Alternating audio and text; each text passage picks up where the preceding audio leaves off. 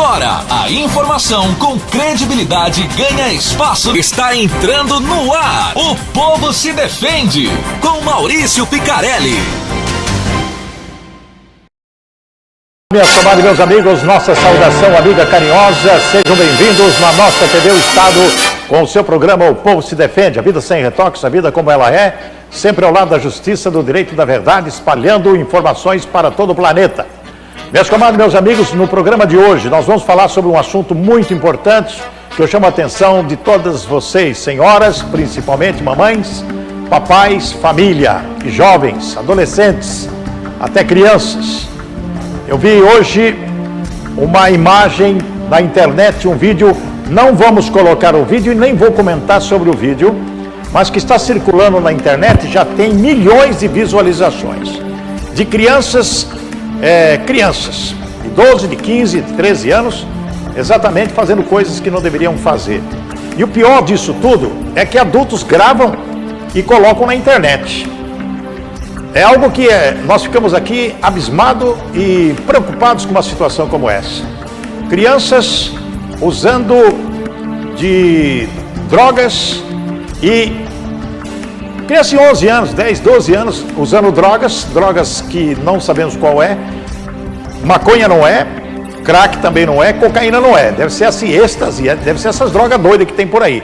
Porque as crianças se transformam em verdadeiros zumbis. Essa é a realidade, verdadeiros zumbis, e acaba praticando todo tipo de atrocidades que vocês possam imaginar, inclusive sodomia. Presta atenção, inclusive isso, coisa terrível que está circulando por aí, é uma preocupação. Qual é a preocupação hoje das nossas autoridades com respeito ao sofrimento que uma criança, ao sofrimento que um adolescente sofre no seu lar ou mesmo na sua escola? Nós vamos falar sobre bullying, mas de uma forma diferente hoje. Porque o bullying já tem sido discutido nas escolas, em tudo quanto é lado, já há muitos anos. Nós sabemos disso. Inclusive eu tenho lei. Você vai me cortar para cá, Coquinho, ou você vai esperar eu mudar de câmera? Brincadeira, rapaz. Estamos ao vivo, ao ar. O que eu estou dizendo é o seguinte: bullying é algo antigo. Eu tenho inclusive uma lei, já fiz muitas palestras a respeito disso. Mas de uns tempos para cá tem acontecido algo muito debaixo dos panos. As pessoas sofrem bullying, as crianças sofrem bullying e às vezes não falam para o pai, não falam para o professor, não falam para ninguém, sendo piadinhas de colegas. Ou é através de racismo, ou apelidos, ou mesmo de agressão física, agressão emocional, uma série de situações que às vezes a criança leva para casa esses recalques, essa humilhação e fica lá em casa e não fala nada para pai, não fala nada para mãe. Não fala nada para pai, não fala nada para mãe. E essa situação fica complicada, por quê? Justamente porque a criança sofre. Nós vamos voltar a falar do caso Karina, de Nova Andradina, presta atenção. Algo que está tendo uma repercussão muito séria. E eu vou trazer em reportagem especial aqui agora. E estamos aqui com a nossa querida colega, amiga. Falo colega pela juventude, porque eu sou jovem, ela também, que é a nossa psicóloga Karina Souza. Camila Souza. Né, Camila? Camila Souza que está aqui. Mostra a Camila aqui para mim, ó. Mostra a Camila aqui, por favor, Wanderson. Essa é a Karina que nós estamos mostrando aí, menina que morreu. A Camila, mostra a Camila aqui, isso, dá um sorriso aí, Camila. A Camila é psicóloga, vai falar muito importante, porque é especialista nisso, em cuidar de crianças que sofrem bullying, etc., que sofriam bullying, não sofrem mais, mas ela vai contar os detalhes aqui para nós. Agora vocês vêm comigo aqui, meu filho, pode vir aqui, depois nós vamos falar com a Camila. Esse caso de Nova Andradina, essa menina de 15 anos, essa menina que vocês estão vendo, bonita menina, sofria bullying na escola e racismo, presta atenção, bullying e racismo. Ela teve um relacionamento com um menino, ela perdeu a sua virgindade com esse menino. Esse menino, depois que teve um relacionamento com ela, com certeza, o lençol ficou manchado por causa do rompimento de ímen. Rompimento de ímen, ficou machucada a menina e teve sangue ali no lençol. O rapaz, o menino, que tirou a virgindade dela, tirou fotos e colocou na internet.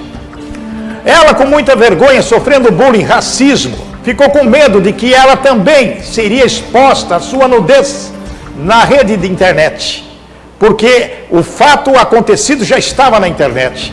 E o rapaz, segundo as informações, falou: eu tive um relacionamento com a menina tal, olha aí a prova, e sei lá o que ele falou aí, que está sendo investigado, inclusive pela polícia. Muito bem, essa menina, com medo e envergonhada, ela teve a condição de dizer intimamente, eu acho que foi isso, a psicóloga vai falar se é ou não: para que viver envergonhada? Envergonhada, é melhor eu morrer do que passar por essa vergonha, do que envergonhar minha família, envergonhar meus pais, etc. Então ela cometeu suicídio, se enforcou na área da casa dela. Imagine o sofrimento do pai e da mãe, que vocês vão ver, eles vão falar aqui no programa hoje. O pai vai falar aqui no programa e ele vai contar a história, gente, que eu gostaria que vocês prestassem atenção, porque o negócio é muito sério. O que aconteceu com essa família, o que aconteceu com essa menina, pode acontecer com qualquer outra pessoa. Pode estar acontecendo agora em qualquer lugar desse planeta.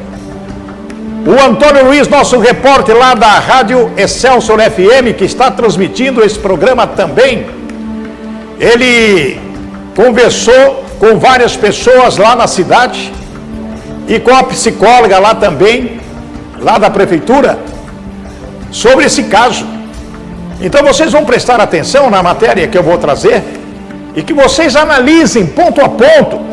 E quero pedir para a Camila aqui também analisar a reportagem, porque ele entrevistou uma série de pessoas e cada pessoa dá cada detalhe, Camila, que a gente fica aqui abismado. Inclusive você vai ouvir, toda a sociedade vai ouvir também o pai dessa menina, o que ele fala, tá? O que ele fala, que é um alerta para professores, que é um alerta para alunos, que é um alerta para as autoridades também. Estamos aí com a matéria? Circula então na tela, por favor. O Povo se Defende entrevista hoje a senhora Sônia Cristina, que é doutora e psicóloga da Secretaria de Assistência Social do município de Nova Andradina. Doutor, nós tivemos um caso no dia 7 deste mês de novembro. Uma jovem se suicidou e, segundo informações de pessoas que convivem junto, o bullying foi a peça que levou à morte desta jovem. Eu gostaria que a senhora falasse a respeito disso e, principalmente, se a senhora acompanhou o caso. Na verdade, a gente não acompanhou, infelizmente a gente não teve como fazer o preventivo, né? E a gente está acabando de fazer uma grande movimentação nas escolas falando sobre bullying, sobre automutilação, sobre suicídio, para trazer alguns casos que de repente estão latentes e a gente consiga fazer esse preventivo. Infelizmente, nesse caso, a gente não teve esse tempo, né, de tentar intervir precipitadamente para que não acontecesse o fato. No caso da Karina Saif, o que podemos dizer com o fato que aconteceu sobre ela? O que a gente sabe, através dessa mídia, né, as informações que nós temos é que tinha um suposto histórico de bullying e um suposto histórico de racismo também.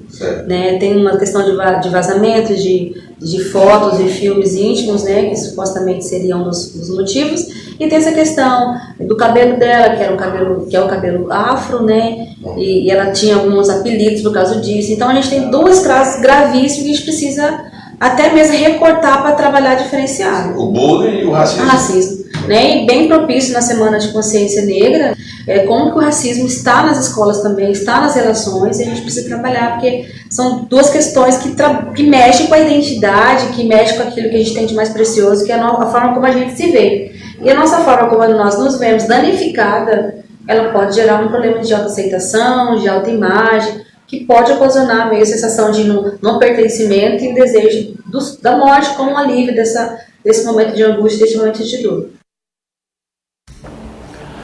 Minhas comadres, meus amigos, eu fico a imaginar, essa é a psicóloga da escola, falou, do município, aliás, da escola não, do município.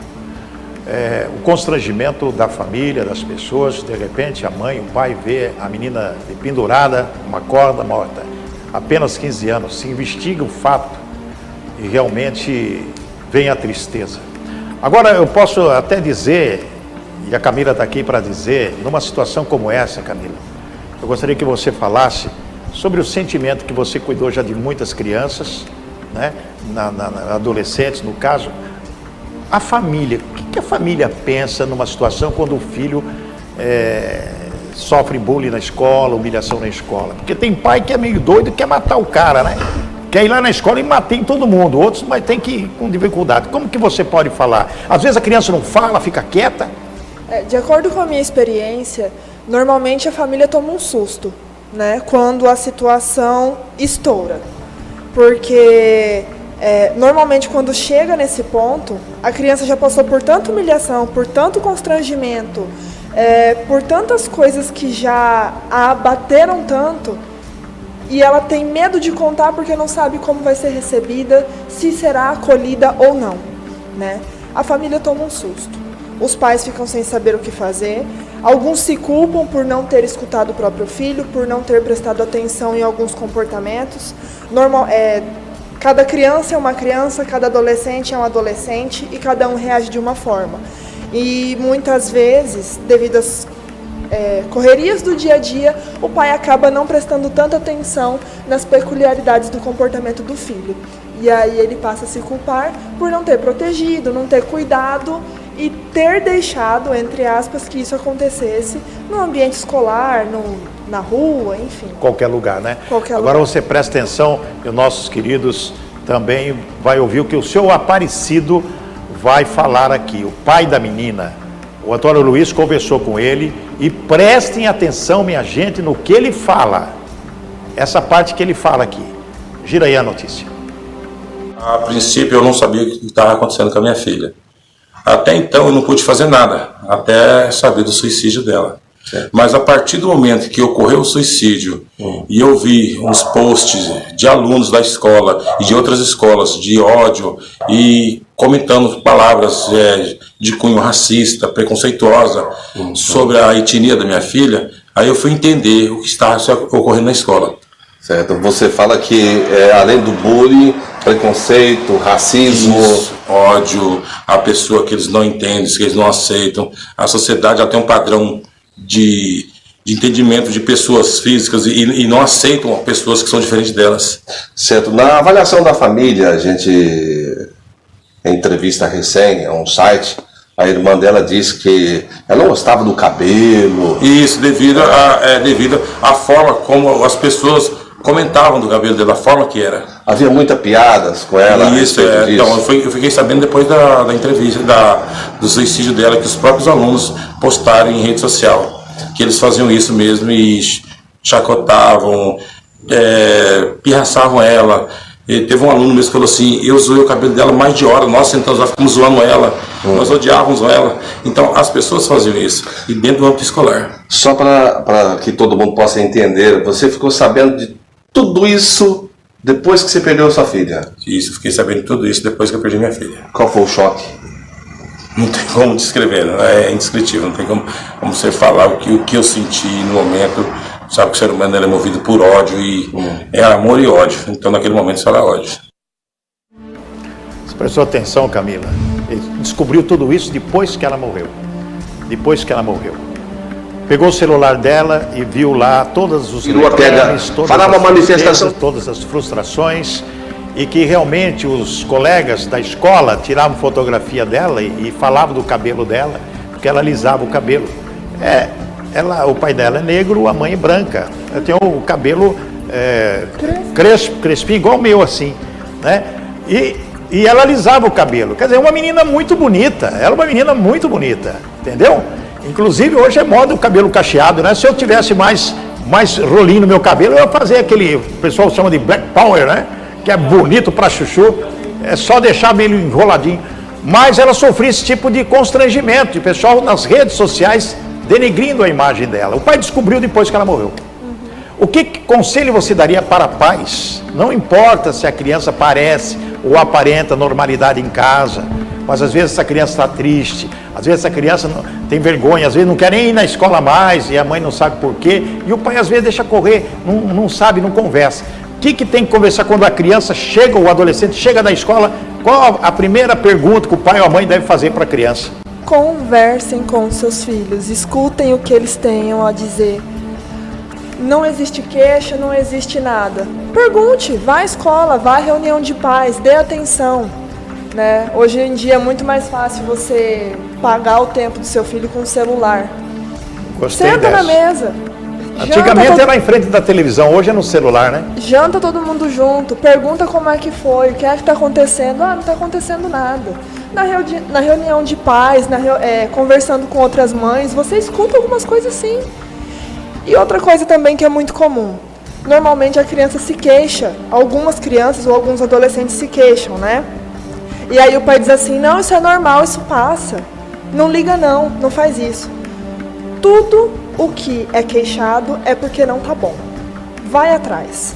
Às vezes, eu até estava lendo um caso que uma igreja escreveu sobre isso, que eles estão fazendo grupos para discutirem sobre violência, e o bullying é um subtipo de violência.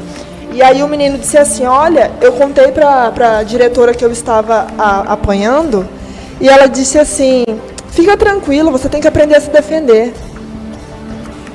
Como assim? Se nessa fase do desenvolvimento, em que eu preciso de apoio para aprender a lidar com as coisas da vida, a pessoa que tem que me dar apoio não me dá, como é que eu vou me defender?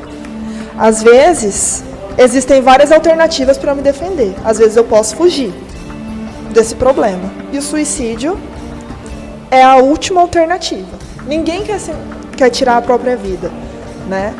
Mas, diante de tantas impossibilidades e de uma fragilidade e pressões, né? Pressões públicas, constrangimento, vergonha do próprio cabelo, uma coisa que era dela, né? O ser humano é tão desacostumado a lidar com o diferente que para ele é mais fácil rechaçar do que respeitar. E a nossa cultura prega isso, né? Nós temos que ser iguais, temos que alimentar um padrão. Se você é diferente e não faz parte, tá fora. Então, que tipo de estrutura ou que tipo de conselho eu dou para o meu filho para que ele se aceite e ele consiga lidar com isso? Eu sou pai, eu sou mãe, eu preciso dar direcionamento para o meu filho lidar com as adversidades da vida. Você vai prestar atenção no que o pai fala agora, que ele descobriu tudo isso depois Da que ela morreu. morte. Vamos ver a segunda parte aí. Solta aí.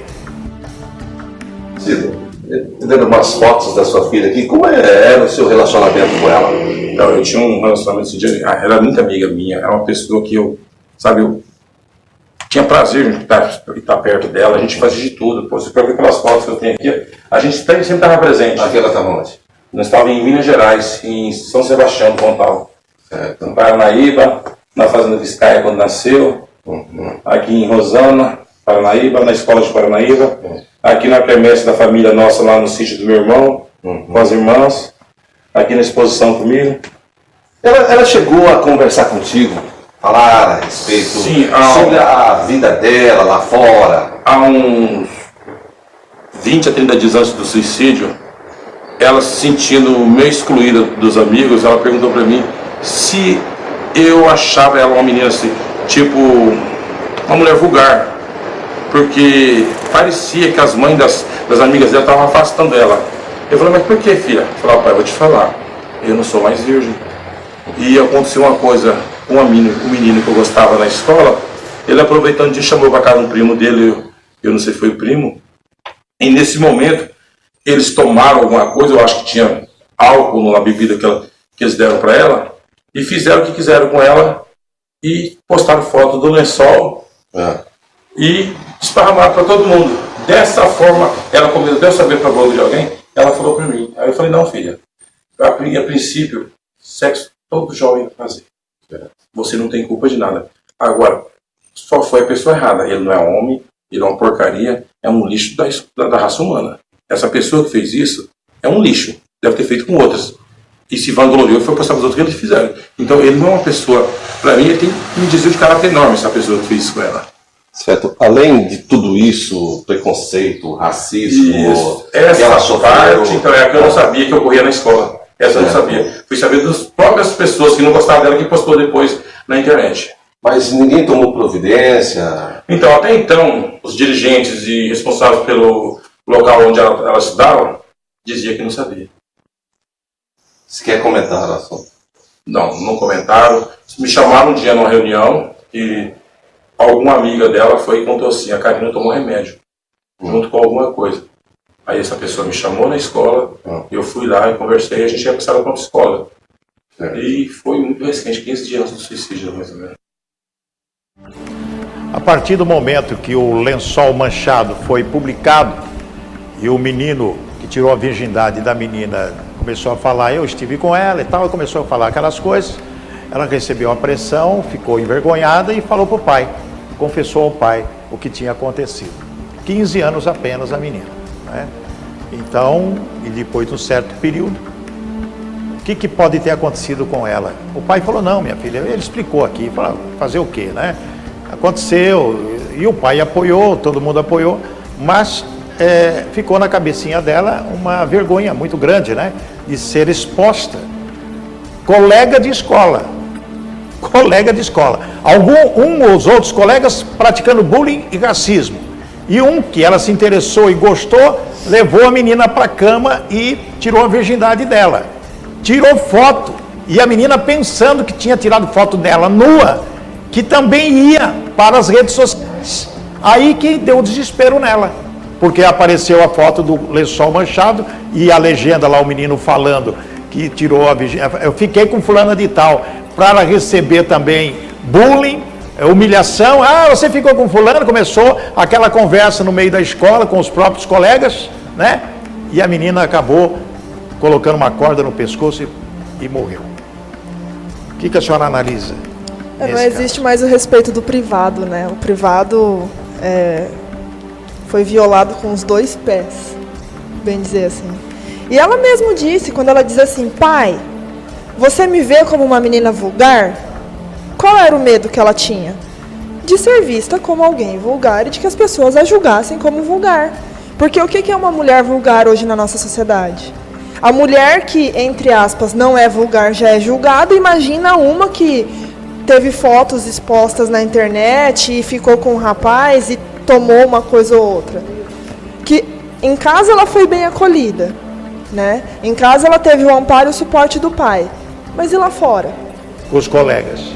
Que antes de terem conhecimento de foto, de vídeo, de qualquer coisa que seja, já estavam comentando e já a viam como alguém estranha, né?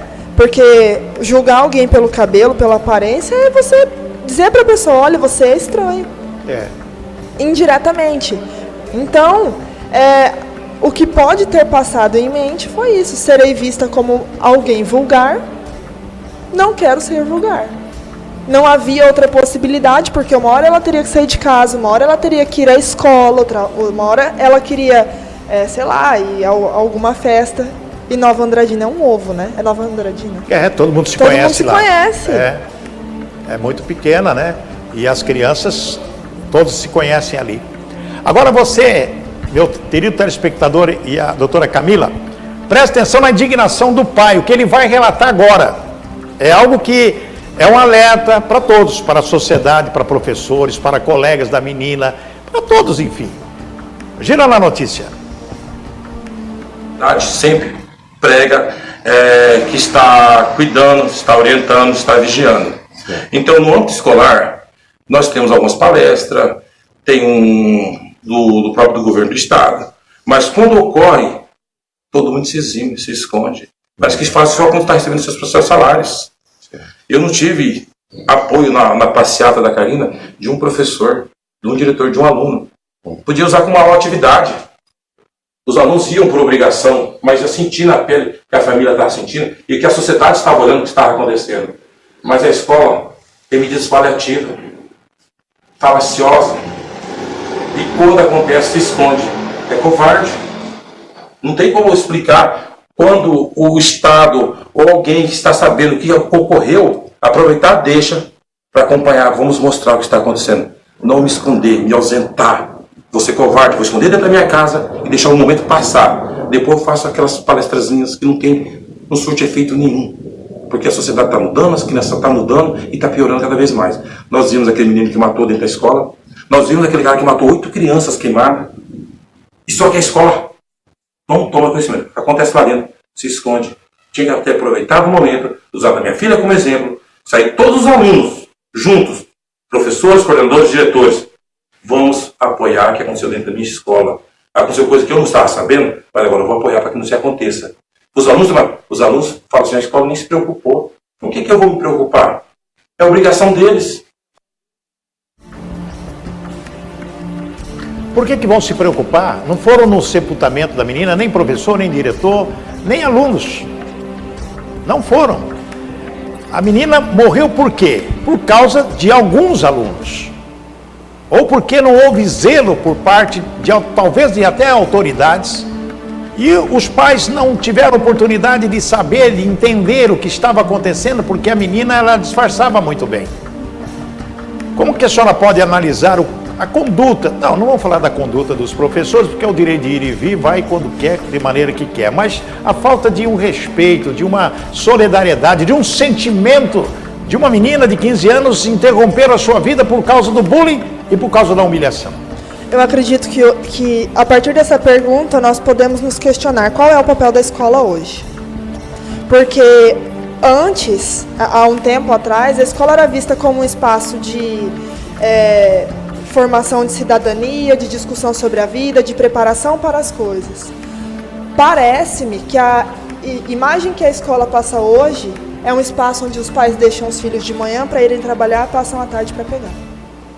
E quem está lá vai dar sua aula, termina de dar aula, vai embora, é cada um por si, Deus por todos. Né? Essa ausência da sensibilidade humana, da responsabilidade com a vida do outro, que está sob a minha responsabilidade, ou é velada ou não existe. Às vezes um professor ele quer só dar aula dele, e ponto. Né? Eu acredito que existem muitas escolas, principalmente nos Estados Unidos, que é um lugar palco desse tipo de prática, né? Que é a violência entre pares nas escolas. Eles têm ações, não só palestra não educa ninguém, né? Eles têm ações educativas e de formação dos alunos para que eles entendam o que é a violência, como a violência se processa, por que ela acontece e como acontece, onde são escutados vítima e agressor. Quem agride, agride por algum motivo. Quem é vítima e se deixa vitimizar por algum motivo. E nós precisamos escutar todo mundo e entender o que acontece. Para pais, professores, coordenadores, zeladores, né, que estão cuidando dessas crianças e desses adolescentes tomarem alguma atitude quando verem algum ato violento desse. Então a questão do acolhimento, né, de disseminar essa cultura do acolhimento dentro da escola é muito importante. A senhora cuidou já de vários, na sua clínica, nas escolas que a senhora frequenta, como psicóloga, a senhora teve alguns 2 ou 3 casos que a senhora pode nos relatar de fatos que aconteceram para servir de alerta para a sociedade e que você cuidou ou está cuidando? Diretamente, assim, nós temos a questão do sigilo, né? Então, às vezes eu posso relatar alguma coisa e isso ferir algum caso que eu atendo. Mas, de maneira geral, o que acontece? Fulano tem um celular e eu não tenho. Todo mundo tem o celular da moda, hoje em dia é o iPhone, né? Todo mundo tem o iPhone, principalmente nas escolas da elite da cidade. Quem não tem, sofre chacota e humilhação por conta disso. O limite da brincadeira é o sofrimento do outro. Então, a partir do momento que o outro começa a sofrer, a se queixar sobre isso, nós temos a prática da violência. Eu conheci alguns casos de pessoas que apanhavam por não terem o mesmo celular que as outras, né? Ou por não participarem dos mesmos grupos. Normalmente a questão do grupo tem a ver mais com as meninas, né? As meninas têm um grupinho que sai, que faz maquiagem, e aí aquela que não está no estereótipo de beleza ali é a que é deixada de canto, né? Então, são essas coisas que acontecem no dia a dia, que vão ferindo a autoestima daquela pessoa. Chega um ponto que ela não consegue mais lidar com isso, né? E às vezes acaba entrando num estado depressivo, ansioso. Existem muitos adolescentes hoje, principalmente no Rio Grande do Sul, que é um dos campeões, que fazem uso de ansiolíticos e antidepressivos por terem sofrido violência na escola, né? Dentre tantas violências, o bullying físico mesmo, por apanharem. Então são coisas assim que acontecem. A gente pensa que não, mas a agressão física ocorre constantemente, a verbal e a psicológica, agora a questão do cyberbullying, né? é uma violência velada, porque eu violo o direito à privacidade do outro, mas eu não me revelo.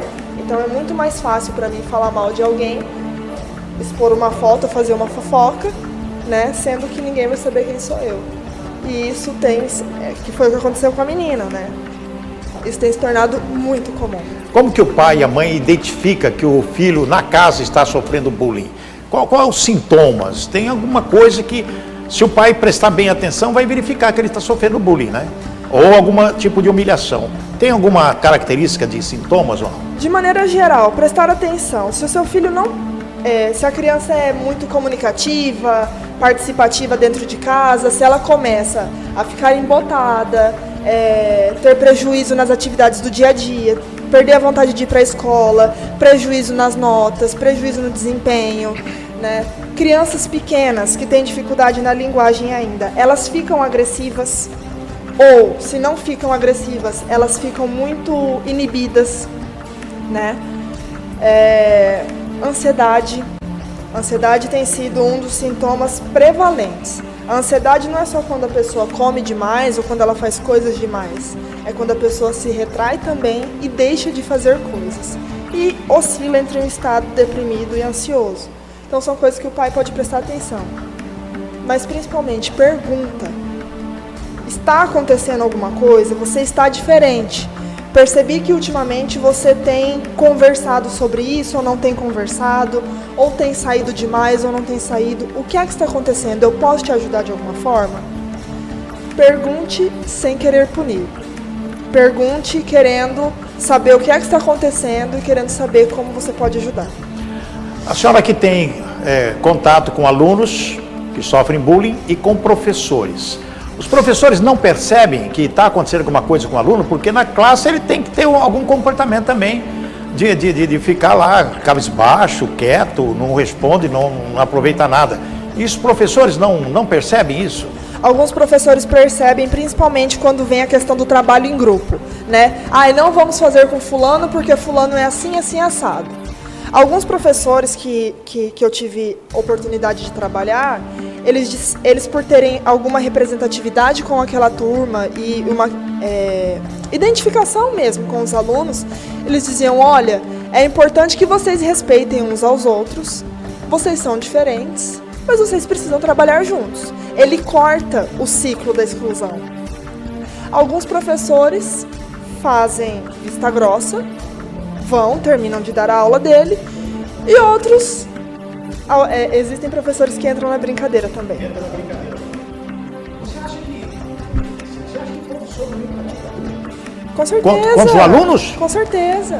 Tem algum caso, não precisa falar nome nem nada, mas nem escola nem nada, mas que tipo de bullying um professor pode fazer contra um aluno? Olha, tem vídeo na internet de um aluno estadunidense, ele fez um vídeo no YouTube dizendo que ele sofria bullying por estar acima do peso, porque ele era homossexual. E aí o professor, quando os alunos o chamavam de gordinho, né? Ele diz, me chamavam de gordo. O professor dizia, gordinho, e ria junto. E um dia ele disse, professor, eu não gosto disso. Ele falou assim, todo mundo tem um apelido. Como se fosse natural, normal, né? Como se fosse natural. Eu sofri bullying na escola. Eu era fino, magrelo e alto. O pessoal me chamava de lista só, galinha magricela, de vara verde, de bambu. E sabe o que eu falava? Falava, obrigado aí, muito obrigado. Eu nunca liguei para esse troço, mas tem criança que liga. É porque cada um cada um reage de uma forma. É verdade, eu não rebatia não. Eu falava, obrigado aí, lista só, gostei do nome, magricela, outro sou mesmo. E etc, fazer o quê, né? Vamos ver a pergunta que tem ali pessoas estão comentando aqui. A Nídia Ribeiro, se uma diretora me fala isso, sei não, do que sou capaz. Olha só, a Nídia tá brava, né, Nídia? O Cleiton está dizendo, muito triste, uma dor imensurável essa do pai em perder a filha de forma drástica. A Nídia está dizendo mais coisa aqui. Maurício Picarelli, sou do MS, mas há 5 anos moro em Cubatão, São Paulo. Mesmo assim, não deixei de seguir e te assistir. Muito obrigado, viu, Nídia? Beijão para você. O Marcos, boa noite. A Patrícia, minha filha, até ela está assistindo. Um beijo, 100% de audiência na minha casa. Aline Leite, que horror. Ah, Nadir, Pietro, maldito rouba moto de que soa para comprar. É verdade. Tem muita gente. Depois vai lá no WhatsApp também que o pessoal está comentando. Muito bem, então tem pessoas que ligam, outras pessoas que não ligam. Eu nunca liguei. Grande coisa para mim falar, pode falar. Até hoje fala que eu sou gordo. E eu não sou. Você pode ver. Né? Barrigudo pode ser, mas gordo não. Doutora, me diga uma coisa agora. Que orientação a senhora poderia dar para os pais? A senhora disse agora há pouco que é melhor quando a criança chega da escola ouvir. A criança chega da escola, tem que conversar com ela, tem que sentar. Deixar um pouco o celular, né? E realmente. E para os professores, diretores de escola, que às vezes entram na brincadeira, isso tem que ser denunciado, porque bullying é uma situação muito complicada, né? Uma situação que a gente pode dizer que esse professor não tem preparo, porque ele está lá para ensinar, não é para ridicularizar nem humilhar, não é verdade? O professor, ele é um cuidador de uma turma, né? Além de ter a formação em pedagogia, em qualquer outra área, qualquer outra ciência, ele é um cuidador de pessoas. Então, ele precisa prestar atenção nas pessoas que ele cuida, né? Uma das escolas que eu orientei, eu disse assim, olha, é importante que haja uma interação entre alunos e professores, para que eles se conheçam e, através do que os alunos disserem, vocês trabalharem a violência. Porque você só trabalha uma violência que você conhece. E você só conhecerá se você escutar quem sofre e quem faz a violência.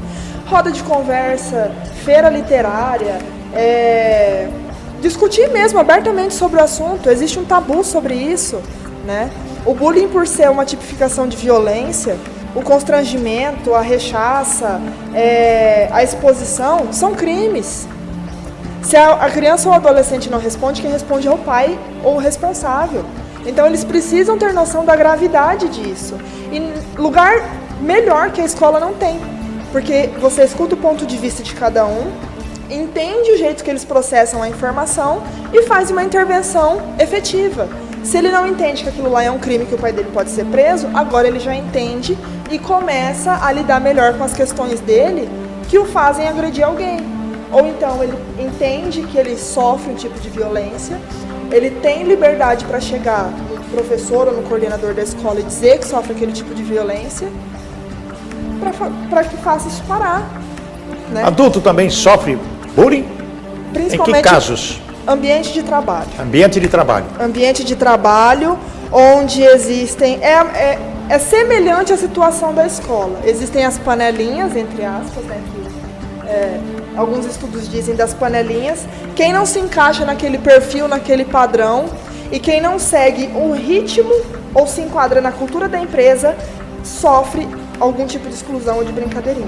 Né? Normalmente, a literatura traz os nerds, né? O pessoal do mundo da computação, das engenharias. Existem alguns perfis de pessoas que são mais propensas. O QI mais acima, né? Exatamente. Mais geninho, né? Acaba sofrendo bullying daqueles que não querem estudar, daqueles que são... leva do jeito que dá, né? Exatamente. É uma situação muito difícil, né? E a questão do bullying, em suma, tem muito mais a ver com a dificuldade de respeitar e lidar com a diferença do outro. Se eu sei respeitar e se eu sei lidar com o que não é igual a mim, tudo bem, cada um vive a sua vida, nós nos respeitamos e ponto.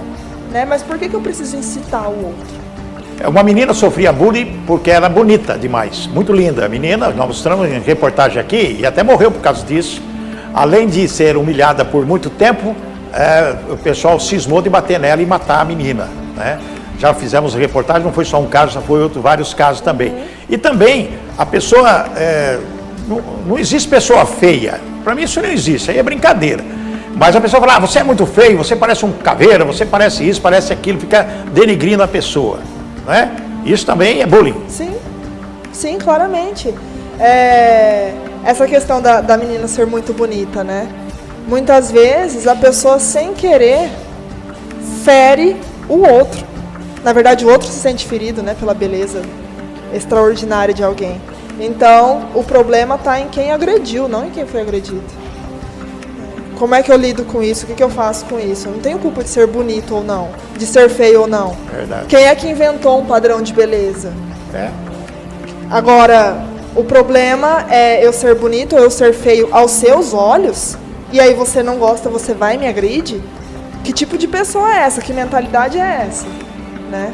São coisas que muitas vezes nós não nos questionamos. Nós só reproduzimos comentários e comportamentos e não paramos para pensar nisso. Né? Que a pessoa que agride, ela é tão enferma psicologicamente quanto alguém que sofre tanto chega a ponto de se matar. Verdade. Já pensou que absurdo?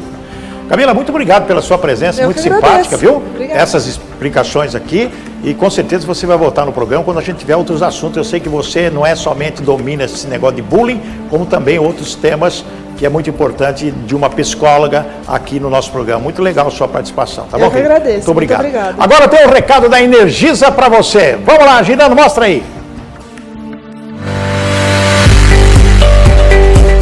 Alô, minhas comadres e meus amigos, a Energisa lançou uma campanha para você que tem débitos em aberto na conta de luz.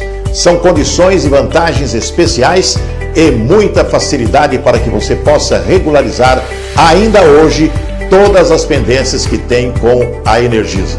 Eu vou explicar para vocês as opções de negociação e você vai escolher a que for melhor, ok? Se você tem contas com mais de 2 meses de atraso e pagar o valor à vista, vai ter isenção total de juros, multa e correções.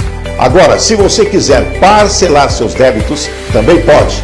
Com uma entrada de até 20%, parcelar seus débitos em até 12 vezes. Como você pode ver, a Energisa pensou em diversas possibilidades para que você consiga ficar em dia com a conta de luz e com o nome limpo para o final do ano.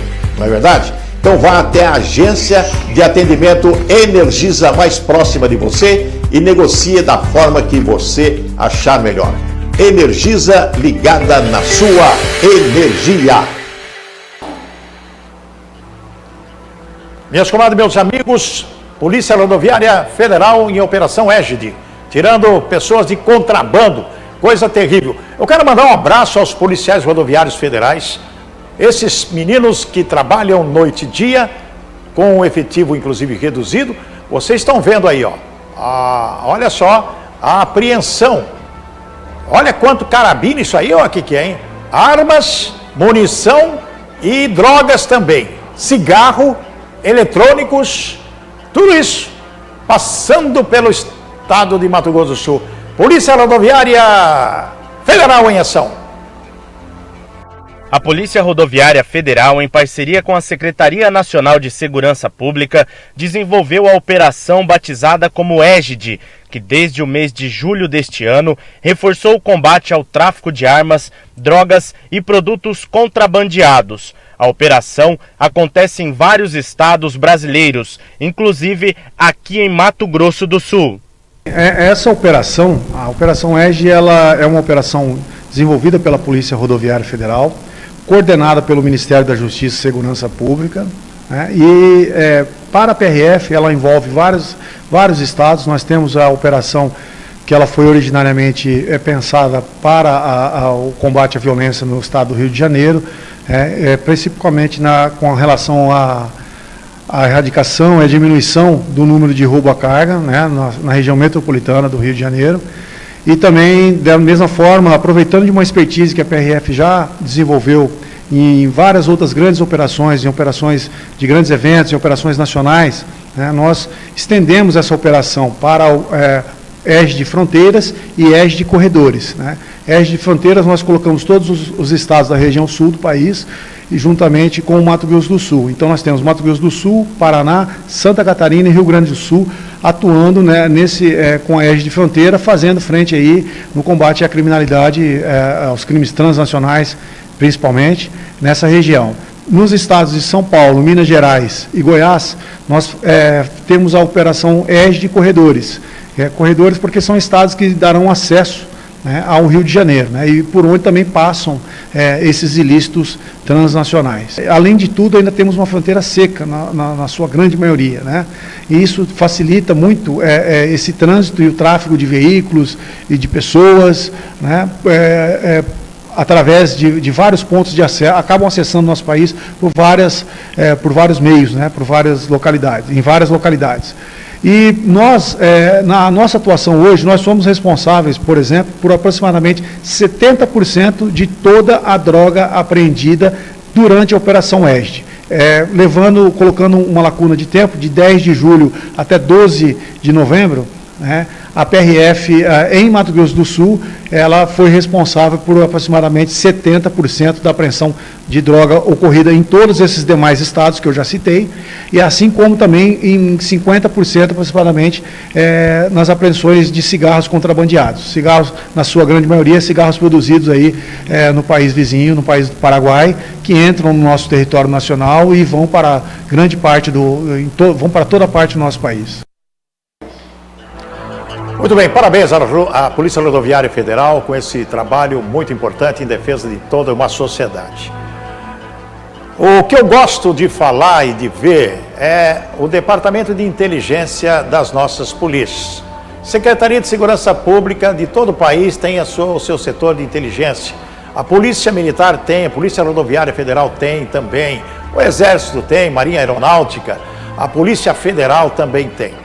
Agora imagine, de repente, você vê uma barreira com um carro da Polícia Federal, com giroflex, um monte de homens armados com colete da Polícia Federal, numa estrada, numa rodovia, num local assim. Você olha, você bate o olho e você vê, está escrito lá Federal, tudo, e os caras com colete. Você para ou não para? Para! Lógico que vai parar. Giroflex, tudo, cone. E a pessoa, quando para, é assaltada. Mas como que você pode imaginar uma coisa dessa? Polícia Federal assaltando? Não! Vocês estão vendo os policiais de São Paulo que conseguiram desbaratar uma quadrilha inteira que tinha colete da Polícia Federal, da Receita Federal, inclusive armas de grosso calibre que vocês estão vendo aí, o que foi apreendido, até dinamite, gente. Agora, o que é mais importante nessa operação é o carro. Coloca o carro aí. Mostra o carro. O carro que não parece da Polícia Federal. Olha só. Quem vai dizer que não é, gente? Igualzinho. Esses caras vendo filmes aí, americanos, esses filmes aí, que o pessoal faz tudo isso. Olha só. Mas a Polícia de São Paulo está de parabéns. Está de parabéns a Polícia de São Paulo, através do setor de investigações geral, PM2. PM2. Vamos ver a materinha? Vamos ver, por favor. Policiais militares prenderam 4 homens suspeitos de roubar veículos e clonar viaturas e coletes da Polícia Federal e da Receita Federal. Os homens foram encontrados em um galpão com 2 viaturas e o material clonado, além de armas e explosivos. De acordo com a PM, quando os policiais chegaram ao local, 2 criminosos fugiram pelo telhado, roubaram um veículo e tentaram fugir, mas foram impedidos. Dentro do galpão, outros 2 suspeitos foram encontrados. No local, foram apreendidos um veículo clonado com a logotipo da Polícia Federal e outro com a da Receita Federal. 8 coletes clonados, além de 2 fuzis, uma pistola, munição, carregadores, placa de veículos e emulsão de dinamite. Viu que coisa, gente? Então, às vezes, acontece o quê? Como que a pessoa, o cidadão comum vai saber? O caminhoneiro, às vezes, vem numa estrada, vê lá Polícia Federal, vê lá Receita Federal, pessoal tudo de colete amarelinho, igualzinho polícia. Nós vamos fazer, inclusive, uma matéria com a Polícia Federal para que o superintendente ou algum delegado possa esclarecer a sociedade no sentido de explicar, porque hoje as pessoas têm medo, né? Se é Polícia Federal mesmo, o cara fala, não vou parar não, deve ser bandido e vai embora, os caras atiram, mata, como aconteceu lá em Portugal, a moça morreu. Por que ela morreu lá em Portugal? Vou só contar brevemente para ilustrar. Ela morreu porque o companheiro dela que está dirigindo o carro não tinha documento do carro e nem era habilitado. Então, quando viu uma barreira da polícia, o cara foi embora. E a polícia lá de Portugal atirou, matou a moça. Devia ter tirado no pneu, né? Não sei, mas acontece essas coisas. Polícia 24 horas. Vão ver o que está acontecendo, inclusive flagrante, aqui na nossa cidade. Gira a notícia.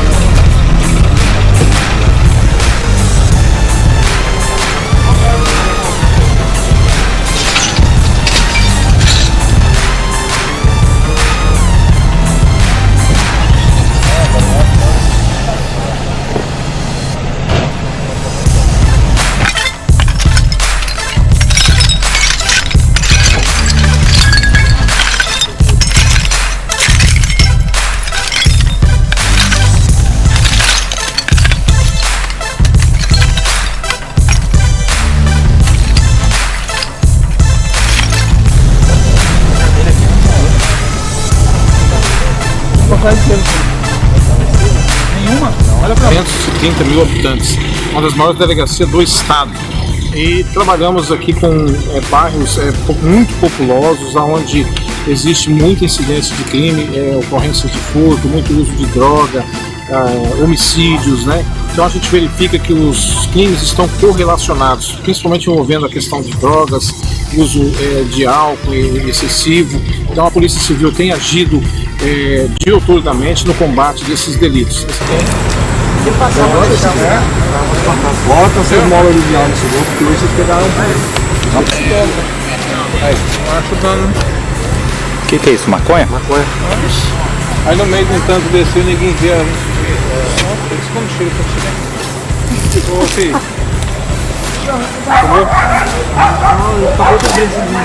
Você que está dirigindo? Vocês têm horário para chegar, vai lá. Obrigado, senhor. Vocês vão chegar atrasados. Obrigado. Agora eu vou falar uma vez, vocês ficam no limite aqui em Porto do Boteco. Não, é que só passou pra me pegar mesmo, entendeu? Tem que tomar cuidado, hein? Nem sou daqui. Vocês no limite aí pra, né? Colher tudo isso aí.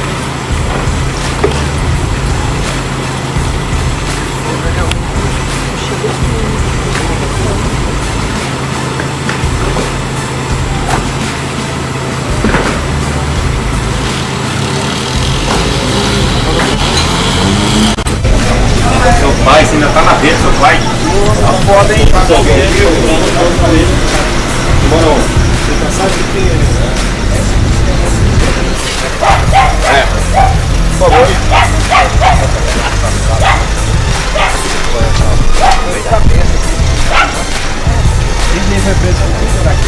Mandado de prisão.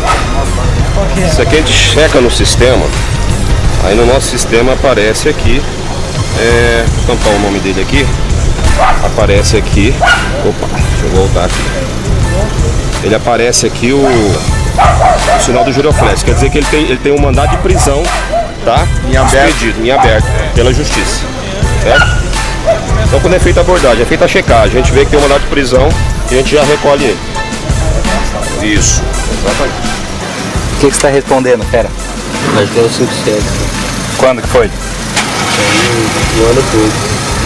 E você continua aí e tal? Eu parei, eu acabei de sair do hospital, senhor. Tá internado.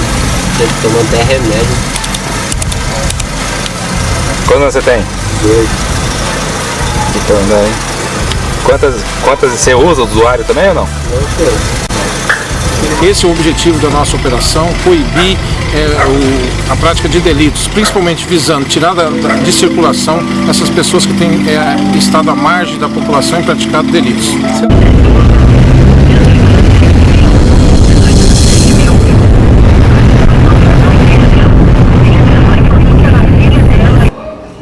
Parabéns ao 5º Distrito Policial, Dr. João e toda a sua equipe, fazendo essas operações na madrugada e com certeza, segundo o Dr. João Reis nos informa, vai continuar essa operação em muitos bairros da nossa capital.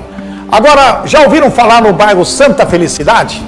Será que todo mundo é feliz lá no Santa Felicidade? Vamos ver se todo mundo é feliz lá no Santa Felicidade? Pode circular. A reclamação de hoje é aqui no bairro Santa Felicidade, que fica próximo às Moreninhas. Segundo informações dos moradores, não há uma manutenção da prefeitura nas ruas ou até mesmo de limpeza nos terrenos que tem principalmente aqui próximo à Avenida Guri Marques. Olha só a situação, muito mato, lama e muitos buracos nas ruas. Todo o bairro está desta forma, em completo abandono. Vou conversar com o senhor Joanês Martins, ele que é morador aqui do Santa Felicidade. Senhor Joanês, o senhor que mora aqui já há vários anos, há quanto tempo a prefeitura não passa por aqui fazendo uma limpeza nos canteiros ou até mesmo um serviço de tapa-buraco? Aproximado, para mais ou para menos, 1 ano e meio mais ou menos. O bairro está abandonado nesse tempo aí? Os meio-fio está tudo encoberto. Serviço de limpeza tem muito tempo. Os tapa-buraco eu não tenho bem preciso, mas aproximadamente uns 4, 5 meses. E são vários buracos que têm se formado em todo o bairro aqui. Os motoristas têm que dirigir com muita atenção e tá difícil, né? É muito difícil porque às vezes você tem que desviar dos buracos e fica exposto a um acidente, né? Por causa dos buracos são muito grandes e mais ou menos a gente fica exposta a qualquer acidente. Eu acredito que não é tão caro para fazer uma limpeza ao menos nos canteiros, a gente tem algum entulho para tirar e levar isso embora até para ficar mais bonita a cidade. Até porque em algumas partes as pessoas, os pedestres, eles têm que acabar caminhando na rua porque o mato está muito alto, impossível de andar ali por onde seria a calçada. Exatamente, fica muito difícil o acesso para andar pelas calçadas porque é só matagal. Então eu acho que devia ter uma limpeza. População reclama com justa razão, vamos enviar para a prefeitura para resolver esse problema, porque aqui é um programa de resultados. Eu quero dar um alerta a respeito de pessoas, crianças, jovens que cometem suicídio, adultos também. Existe como evitar isso. Vamos mostrar essa reportagem que é muito importante e interessante para que todos prestem atenção neste fato. Gira a notícia.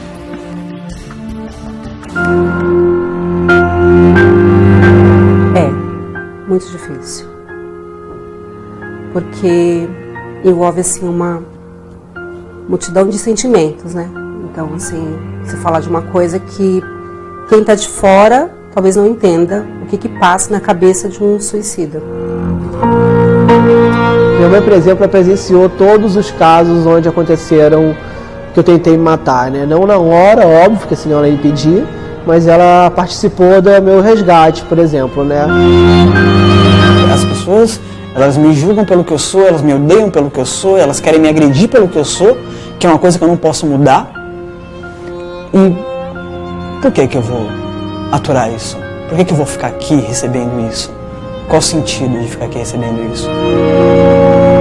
Para mim não é e nunca foi difícil falar sobre suicídio, porque uma das primeiras decisões que eu tomei é que eu ia falar abertamente disso. Eu não tinha como perder o meu pai e ter que inventar uma história para outras pessoas de por que ele tinha morrido. Bom, suicídio sempre foi uma notícia complicada. Suicídio não se publica. Uma vez numa loja de chocolate, com meus filhos, uma das atendentes, 50 anos, perguntou da outra, que nunca mais apareceu, está estudando. Aí eu falei, ela morreu. Então morreu e tal, etc. Ah, mas o que morreu? Aí eu falei, ela se suicidou. Bum! Ficou um silêncio na loja. Vamos então, vamos lá?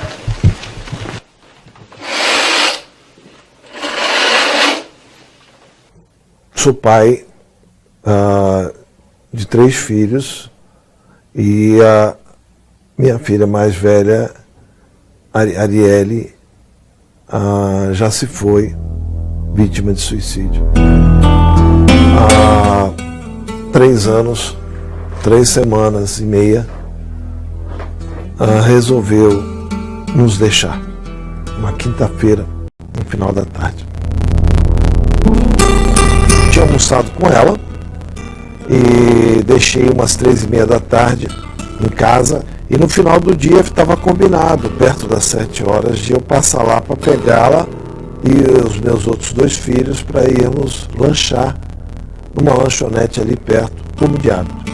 A irmã do meio, ela chegou 10 minutos antes, já se deparou com a situação. E eu, ao chegar, coincidiu que o meu filho também estava chegando da van que traz ele da escola. E aí, isso foi às 6h50. Tentamos reanimar, chamamos os vizinhos para ajudar nas manobras, mas ela já estava morta. Nunca deu sinal de nada, ela não tinha nem sinal de depressão. Na verdade, as perguntas e a conversa no almoço era de como ia ser o fim de semana, né? Hoje eu entendo que acho que ela queria despistar qualquer suspeita. Ela perguntou de tirar a carteira de motorista, perguntou como ia ser o fim de semana e combinamos de nos encontrar no final do dia. Ela fazia as minhas certidões como oficial de justiça na internet, eu não tenho prática de internet. Ela fazia a parte tecnológica e eu fazia no corpo do mandado. E conversamos também sobre isso. Enfim, foi um dia como o outro. A única diferença é que almoçamos juntos, né? Foi o último almoço dela. Tinha formado colegial recentemente e estava fazendo vestibular. Inclusive o resultado de uma delas, ela se classificou, mas foi depois que ela morreu. Ela ia seguir a minha carreira de oficial de justiça, ia fazer direito. Meus 3 filhos têm quadros, né? Agora eles não pintam mais, mas pintaram. Então aqui estão alguns que são os da Arielle, né? Um sinal relevante foi em dezembro, quando ela disse que não ia mais frequentar a nossa religião. Nós somos cristãos gnósticos. Ela colocava uns argumentos que me parecia algo tão assim que justificasse. Ela falava que achava que a nossa religião devia ser como no passado, que nas cavernas. E que... Eu falei, mas filha, nós vivemos em cidade. E, enfim, é uma coisa muito estranha.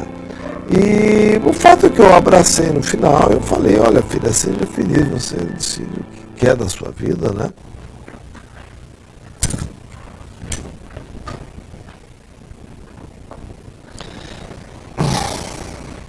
Quando meu pai morreu, eu morava em Londres havia 1 ano. E um dia eu estava em casa, na sala, o telefone tocou, a minha ex-mulher atendeu e eu ouvi ela falando assim: oi pai, sim, ele está aqui. Ah tá, pera um pouquinho. Aí ela saiu da sala. E aí deu um tempo, quando ela voltou, eu tinha achado aquilo muito estranho. Ela olhou para mim e falou: aconteceu uma coisa muito ruim. E na hora eu falei meu pai. Mas eu falei meu pai esperando que ele estivesse no hospital, que ele tivesse tido um ataque do coração, que tivesse alguma coisa assim. E ela falou: seu pai morreu. Eu liguei de novo, aí eu falei com a minha irmã. E aí minha irmã, chorando, falou: por que ele fez isso? Eu falei: isso o quê? Ela falou: você não sabe? Ele se matou. No dia seguinte peguei o avião, voei para o Brasil, um voo diurno, e daí fui direto do aeroporto para o velório, lá massa. A gente não estava talvez desinformado dessa possibilidade, mas isso não te prepara para nada, principalmente porque a gente achou que ele jamais ia fazer isso. Que ele podia falar isso, mas que ele jamais teria a coragem, a gente falava na época, de fazer isso, até porque ele estava muito deprimido, né? Então a gente falava, mas só, não, isso não vai acontecer, ele não vai fazer isso. Mas ele fez. A minha primeira tentativa de suicídio foi, se eu não me engano, com 15 anos. O meu pai, ele é alcoolista, né, então ele tem também mania de suicídio. Ainda não foi identificado um gene relacionado ao suicídio. Se tem uma família com muito suicídio, precisaria ter o mesmo cuidado que uma família que tem diabetes a família inteira. A família que tem pressão alta a vida inteira. Alguém passou por um estresse muito grande ou mudou o comportamento, vai no psiquiatra. Isso é você tomar uma atitude preventiva. Os números que a Organização Mundial de Saúde nos apresenta em 2012 é que houve um aumento de mais de 10% na taxa de crescimento do suicídio.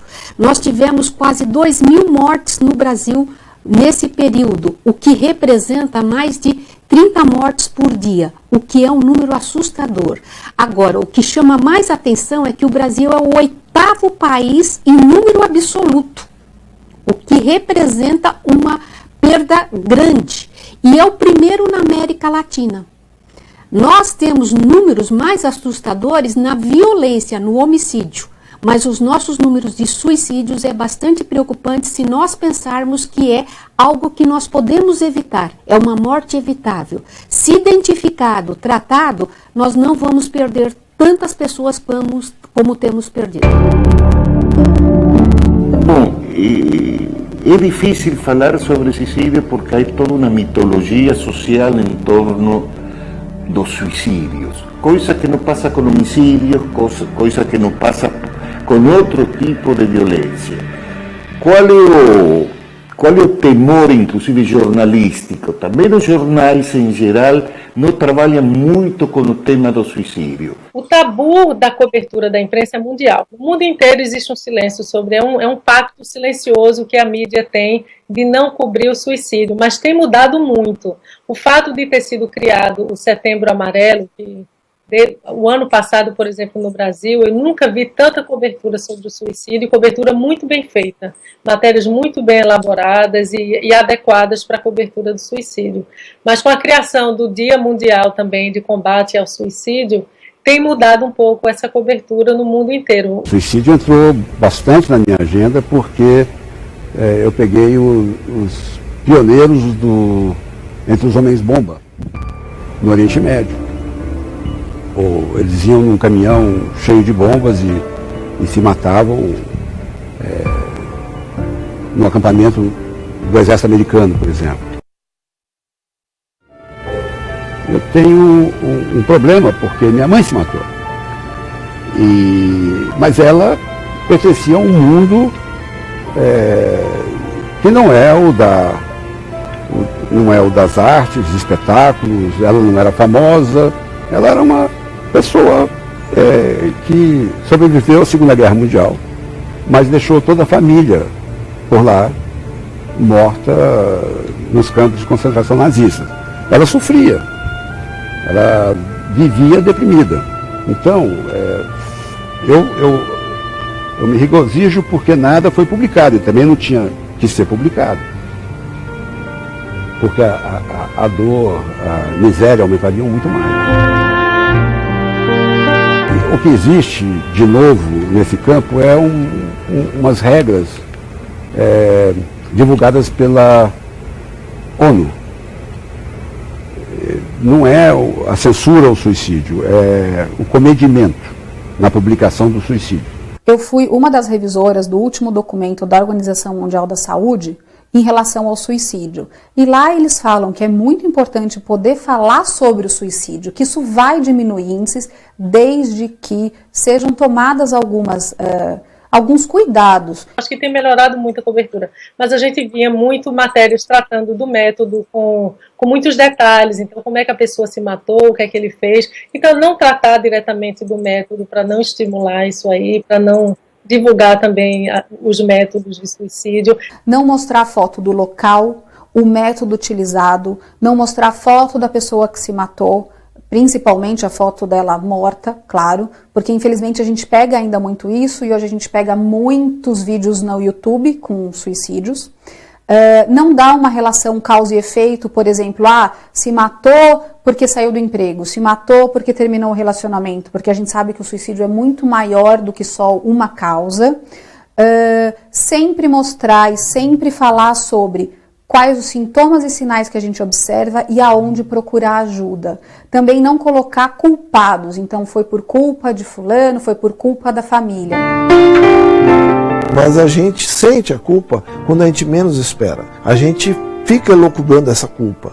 E aí as pessoas não ajudam muito, porque elas fazem julgamentos, não só dos que ficam, mas também do suicida. Que o suicida vai para o Vale dos Suicidas, que o suicida ele não teve pena do sofrimento que a mãe e o pai ia ter. Eu ouvi isso, meu Deus, será que ela não imaginou o sofrimento que você ia ter e a mãe? Então essa coisa de se sentir responsável, ela já existe e vai perseguir até o fim da existência. Por conta disso é que o luto nunca acaba. Isso é o problema do suicida. Ele deixa as pessoas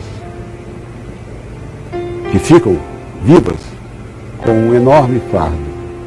Até você se desfazer disso, até você compreender que ela era uma suicida, ela se mataria, fosse o que fosse. Ele havia falado que a vida dele não estava mais legal, não tinha mais sentido, ele tinha 73 anos, ele tinha perdido todo o dinheiro dele, ele se matou pouco depois de pagar o último aluguel. Ele falava que ele não queria ser dependente de ninguém, que ele não queria que outras pessoas pagassem coisas para ele e que ele não tinha mais nenhuma oportunidade por estar idoso, por ter essa idade, que então não faria mais muito sentido continuar vivo. Era esse tipo de coisa que ele falava. Eu recebi a notícia, né, teve essa coisa do primeiro contato, saber que ele tinha morrido, depois o outro de que ele tinha se suicidado, e alguma hora entre receber essas duas notícias, não sei direito, eu peguei minha câmera, coloquei um filme preto e branco e comecei a fazer algumas fotos na minha casa. Peguei o avião no dia seguinte, vim para São Paulo, fui direto pro velório, encontrei todas as pessoas que eu não via há um ano lá, minha família, tudo isso. Depois de algumas horas as pessoas foram embora, fiquei só eu e minha irmã mais velha no velório, e daí eu resolvi entrar sozinho na sala que meu pai estava, fechei a porta e fiz alguns retratos dele, alguns últimos retratos do meu pai no caixão. E ao desmontar o apartamento, eu tive um desejo de fotografar todas as coisas que ele possuía.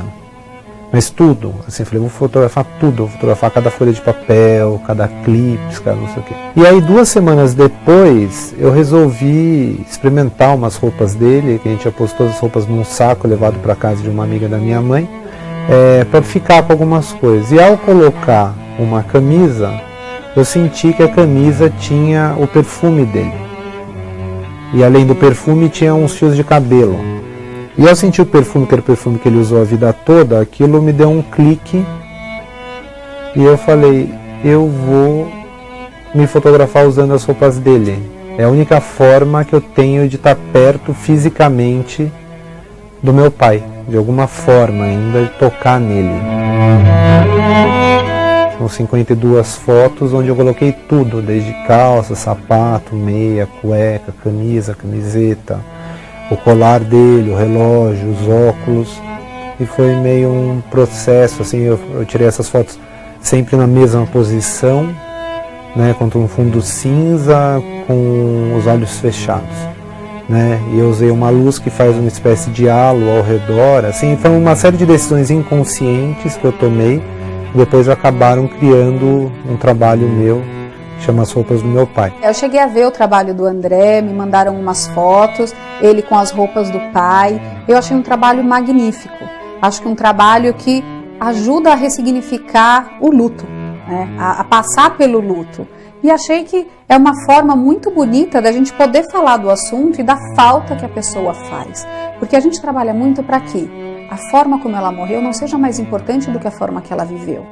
E aí ele mostra isso de uma forma muito bonita. Por muito tempo, essas fotos do velório, mas essas fotos das roupas, as fotos dos cabides, não foram um trabalho meu de artista. Foi uma coisa que eu fiz, que eu precisei fazer e ficaram guardadas. Até que anos depois eu comecei a mostrar para algumas pessoas e as pessoas viram uma certa potência artística nesse gesto, nessa despedida, e aí eu acabei transformando isso em algumas obras minhas, assim, que eu exponho, fiz um livro, né?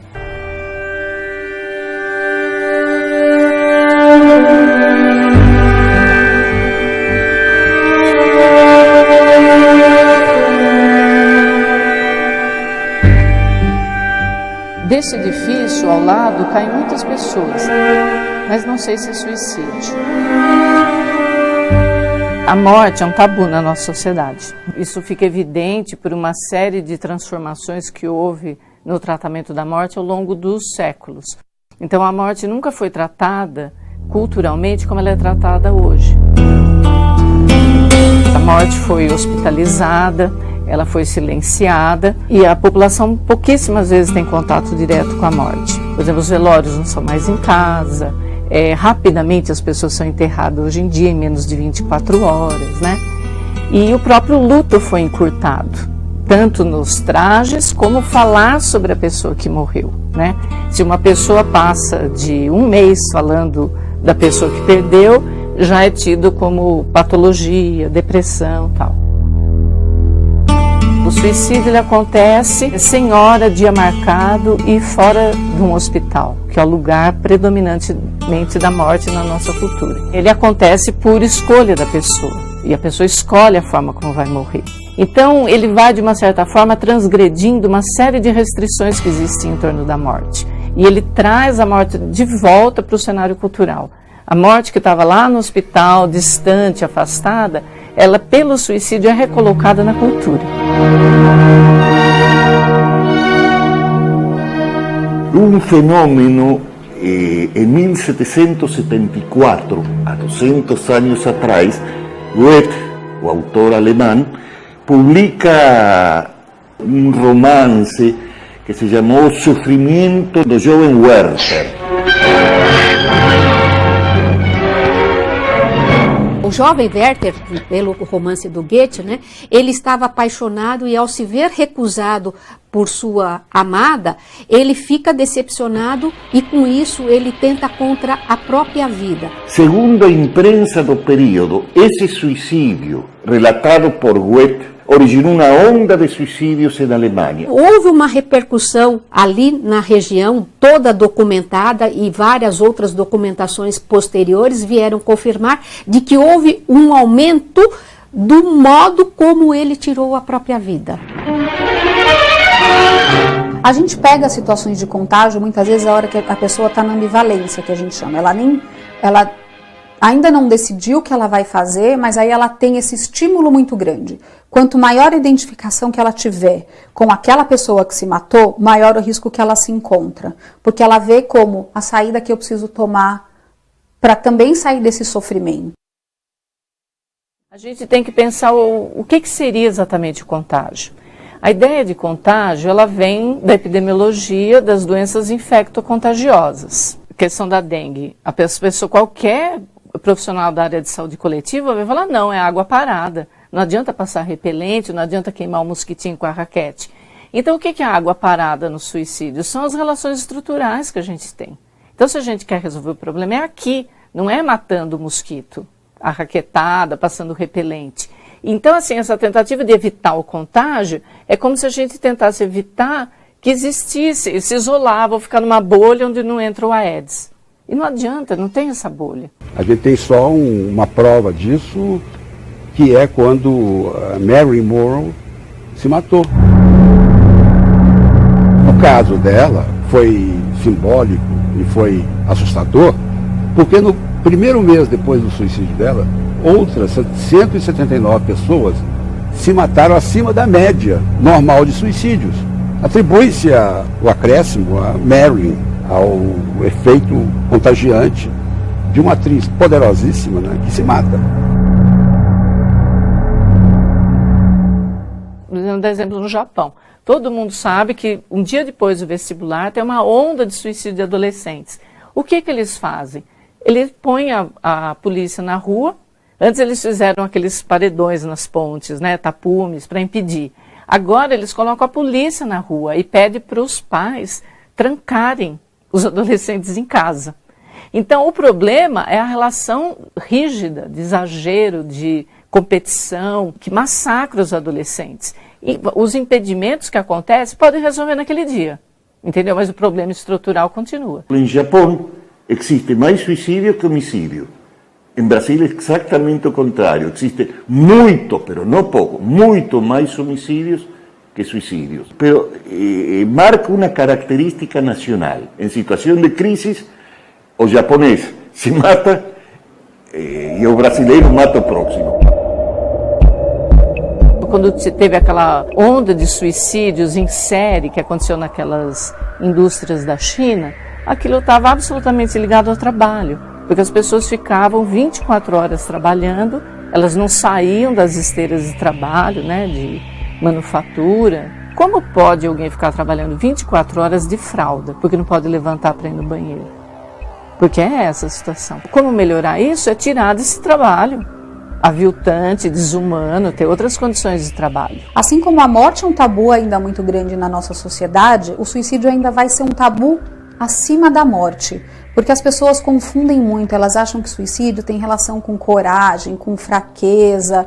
E não, a gente precisa ver suicídio como resultado de uma série de fatores e de doenças, sim, como por exemplo a depressão, que levam a esse ato. A morte da minha filha, no laudo está constando apenas como sufocamento. Não entra em detalhes para se dizer que ali foi por suicídio. Então, com certeza não deve ter ido para nenhuma estatística. Eu já ouvi relatos de pessoas falando que no atestado de óbito do irmão, da irmã, do pai, da mãe não consta suicídio. Então, o que acontece com o nosso sistema de notificação que a gente não consegue ter uma estatística correta? Enquanto a gente não souber os números corretos e as pessoas saberem desses números, as coisas não vão mudar. Porque a hora que as pessoas ficam sabendo, poxa, um suicídio a cada 45 minutos no país, aí as coisas podem ser um pouco diferentes. As populações mais vulneráveis a suicídio são uma incógnita, em geral, porque temos pouca informação nas certidões de óbito. A certidão de óbito traz leque de informações muito limitado. Sexo, idade, se foi suicídio, homicídio, morte por causas naturais, etc. Nível educacional do indivíduo, mais nada. Para a gente pensar, né, o porquê da negligência nos atestados de óbitos, pensar que a palavra suicídio não consta na categorias diagnóstico. O que consta é morte por causa externa, e essa causa externa eu mesmo me feri, seja por vários meios. Há algumas pesquisas em alguns hospitais onde entra um ferido, uma pessoa ferida que se autoferiu tentando se suicidar, e alguns, pero são estudos de casos que têm pouca capacidade inferencial para o universo dos suicídios que temos em Brasil. Na hora que um médico está preenchendo, muitas vezes a própria família pede para que não coloque. Se tem um seguro saúde, se tem um seguro vida, qualquer coisa, muitas vezes isso é impedido. Outro tanto, e talvez isso tenha sido reportado por outras pessoas, a vergonha do ter a morte por suicídio na família. É como se assim, ninguém fez nada, ninguém impediu, a família é hostilizada, o profissional que estava tratando, seja o psicólogo, o psiquiatra, quem estava tendo contato, professores, amigos, quer dizer, como é que vocês não viram o que estava acontecendo? E muitas vezes, ou não se viu mesmo, ou os sinais não foram tão claros e as pessoas não perceberam o que estava ali acontecendo com aquela pessoa. Eu acho que ela tinha 60, tinha muita vida pela frente. Retrospectivamente, eu depois tive vários insights. O álbum de fotografias que ela me deu era uma despedida. Eu, na hora, achei que ela queria deixar comigo só. Demorou-se no abraço final. Aí o psicanalista me disse, mas você não podia ver? Você não estava no mesmo diapasão? loucura você pensar que poderia ter percebido. A primeira pergunta que vem à cabeça é: como é que eu não identifiquei os sinais? Como é que eu não vi que ele estava pensando em fazer algo assim? A segunda é a culpa, que é quase inevitável. Como é que eu não enxerguei e o que é que eu posso ter feito para ter inclusive ajudado ele a tomar uma decisão tão drástica? No caso do meu pai, uns 8 meses antes dele morrer, ele me chamou para um almoço e pediu meus documentos. Ele disse: eu queria abrir uma conta conjunta com você. E aí depois, no futuro, eu estudando, eu vi que um dos sinais que as pessoas que já estão decididas a morrer e a se matar dão, que essas pessoas dão, é o planejamento financeiro. Eu faço uma diferenciação porque meu interesse, meu foco de trabalho em geral é a juventude. As taxas de suicídio de 15 a 29 anos de idade são maiores que a taxa de suicídio de gente de maior idade, acima dos 60 ou acima dos 50 anos de idade. Em jovens, Roraima ocupa a primeira posição com 12,9, Mato Grosso do Sul, que é terceiro em geral, tem 12,1, Acre 10,4, Amazonas 9,5, Tocantins 9,1. Na Flórida, por exemplo, aqui nos Estados Unidos, se você quiser ser um professor da rede pública, você tem que fazer, é obrigatório para ter o certificado, você fazer um curso de identificação de sinais e de prevenção do suicídio em jovens. Então essa é uma medida muito simples que poderia ser adotada no Brasil para que os professores em sala de aula pudessem identificar esses sinais. Outro dia eu estava numa palestra, eu defendendo essas minhas ideias e uma pessoa com uma ideia mais clássica. E ele falava que não devia ter grupos de discussão com adolescentes sobre suicídio. Tinha acontecido um suicídio numa escola, a pessoa que estava lá contou. Ele falou que achava que não. Como não? Eu acho que tem que juntar todo mundo e falar o que aconteceu, por que as pessoas se matam, o que aconteceu aqui, o que vocês sentiram, porque deve ser muito difícil. Se a gente vê que a gente teve um aumento de 33% nas taxas de suicídio nos últimos 10 anos, mostra que alguma coisa precisa ser feita. As pessoas que se suicidaram, 97% delas tinham um transtorno mental no momento do ato. Transtorno é a doença mental que acaba trazendo algum prejuízo no cotidiano, no dia a dia e fazendo com que a pessoa não tenha autonomia de decisões. Alguns podem ser em grau leve, moderado e grave. Geralmente são os moderado para grave que têm mais risco. Dentro do que nós chamamos transtorno está a depressão, o transtorno do pânico, de ansiedade, fobia, a esquizofrenia e também a dependência a drogas, que é transtorno de dependência às drogas, que pode ser o álcool e diversas outras drogas.